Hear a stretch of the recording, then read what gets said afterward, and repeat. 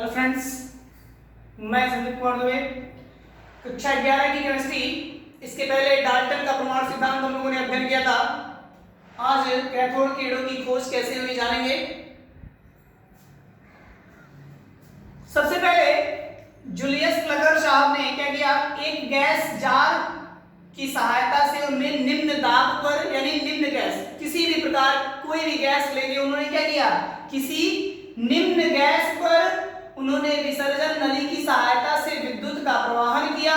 उन्होंने देखा कि यह विद्युत किरणें क्या हो रही थी, कैथोड से एनोड की तरफ चल रही थी तथा एक प्रकार की उनसे अदृश्य किरणें, विसर्जन नली से एक अदृश्य किरणें निकलती हुई प्रतीत होती थी तथा ये किरणें यानी ये विद्युत किरणें विसर्जन नली के विपरीत दीवार पर यानी ठीक अगली दीवार में एनोड के पीछे हरे रंग की प्रदीप्तें उत्पन्न करती है। यानी प्रदीप्तें का मतलब छाया, यानी हरे रंग की एक छाया उत्पन्न कर रही थी तथा उन प्रदीप्तों से यानी उन छायों से निकली हुई किरणें क्या कहलाई, कैथोड किरण कहलाई। यानी उन किरणों को हम कैथोड किरणों के नाम से जानते हैं। पुनः एक बार देख लीजिएगा, जूलियस प्लगर साहब ने विसर्जन नली की सहायता से विद्युत का प्रवाहन किया।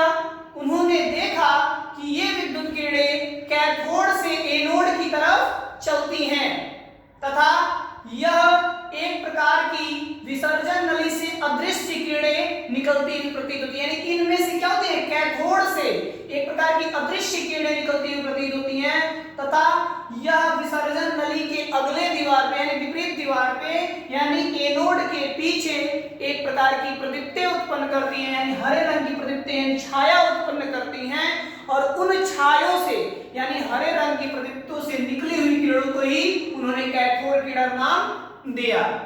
ठीक है, यह किसी भी ताप पे यानी यह जो प्रयोग हो रहा है वह गैस, कौन सी गैस विसर्जन नली में भरी है, गैस जार में कौन सी गैस ली गई है तथा वह किस ताप का है, किस दाब का है, इस बात पे निर्भर नहीं करता है।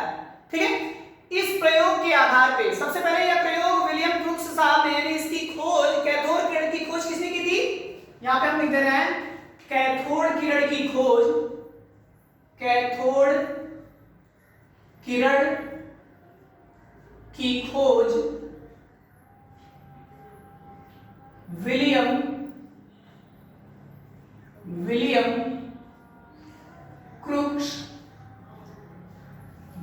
क्रुक्स ने सन 1897 ईस्वी में, लगभग 1897 ईस्वी में किया था।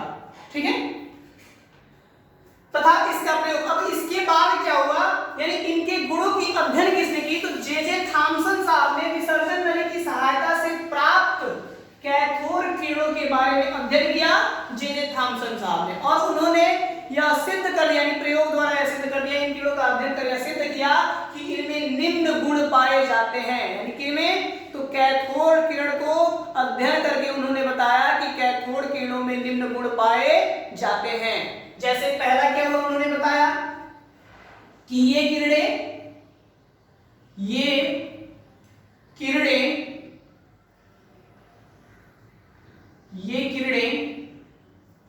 सीधी रेखाओं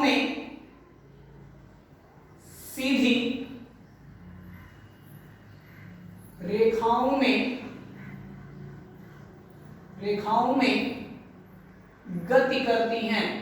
ठीक है, उन्होंने बताया सिद्ध प्रयोग करके कि ये किरणें का जो गुण होता है वह सीधी रेखा में गति करती है। देखिए यह जो भी किरणें निकल रही है, विद्युत किरणें, वह सीधी निकल रही है, ना कि इधर जा रही है और ना ही इधर नीचे की तरफ जा रही है। यानी ये किरणें क्या होती है, सीधी रेखा में गति करती है। ठीक है, दूसरा इन्होंने बताया कि यह मार्ग में रखे हल्के पहिए को यानी वस्तु को, पहिए मतलब वस्तु, यानी मार्ग में रखे हल्के पहिए या वस्तु को घुमा देती हैं। यह मार्ग में रखे वस्तु को घुमा देती हैं। तो इससे क्या सिद्ध होता है, यानी यह मार्ग में रखे वस्तु को घुमा देती है, यानी यहाँ पे कोई और इस पे जब कोई किरण टकराएगा, या मान लीजिए हम यहाँ पे कोई वस्तु रखे हैं और इस पे कुछ मारे तो ये क्या होगा, हटेगा ना। तो इससे सिद्ध होता है कि इसमें गति यानी द्रव्यमान उपस्थित होता है, यानी गतिज ऊर्जा, ठीक है। यानी इसमें भार पाया जाता है, क्या पाया जाता है, यानी कुछ ना कुछ द्रव्यमान अवश्य उपस्थित होता है। इन किरणों में क्या होता है, कुछ ना कुछ अवश्य द्रव्यमान उपस्थित होता है, ठीक है। तीसरा, अब इससे यह सिद्ध हो जाता है कि इनमें गतिज ऊर्जा भी पाई जाती है, इनमें गतिज ऊर्जा उपस्थित होती है यानी पाई जाती है, ठीक है ना।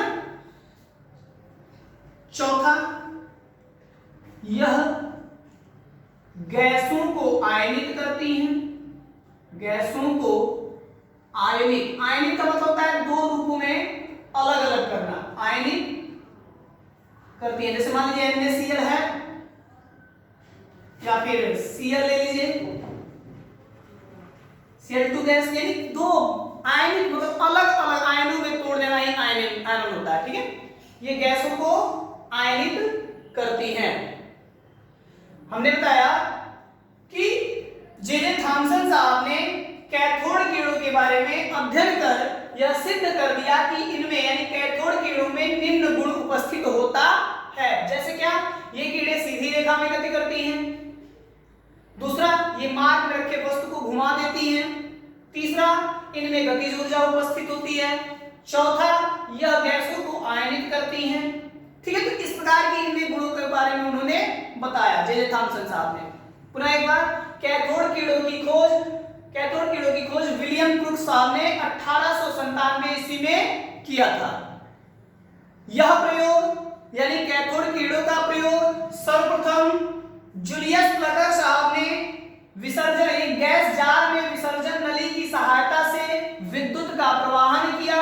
तो उन्होंने देखा कि कैथोड से एक प्रकार की अदृश्य किरणें निकलती हुई प्रतीत होती हैं तथा विसर्जन नली के विपरीत दीवार पर यानी अगले दीवार पे पीछे की तरफ हरे रंग की प्रदीप्तें उत्पन्न करती यानी छाया उत्पन्न करती हैं तथा उन प्रदीप्तों से निकले हुए उन किरणों का नाम यानी उन विद्युत किरणों का नाम उन्होंने क्या बताया, कैथोड किरण बताया।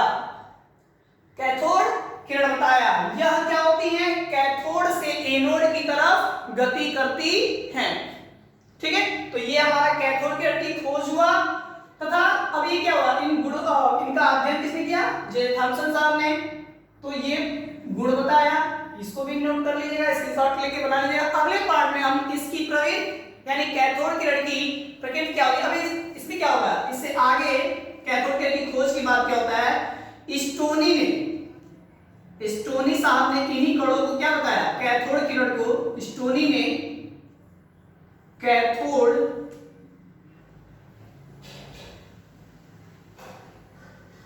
किरणों को इलेक्ट्रॉन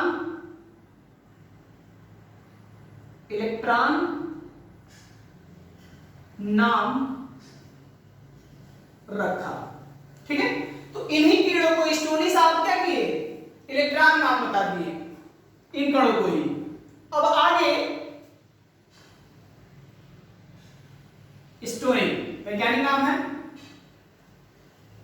इलेक्ट्रॉन का आवेश कितना होता है, इलेक्ट्रॉन आवेश यानी एक इलेक्ट्रॉन बराबर 1.6 into 10 to the power minus 19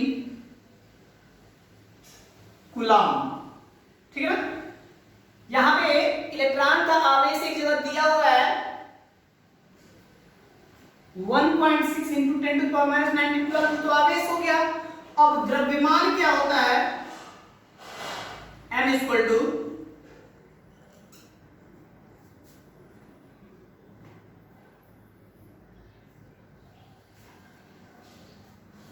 द्रव्यमान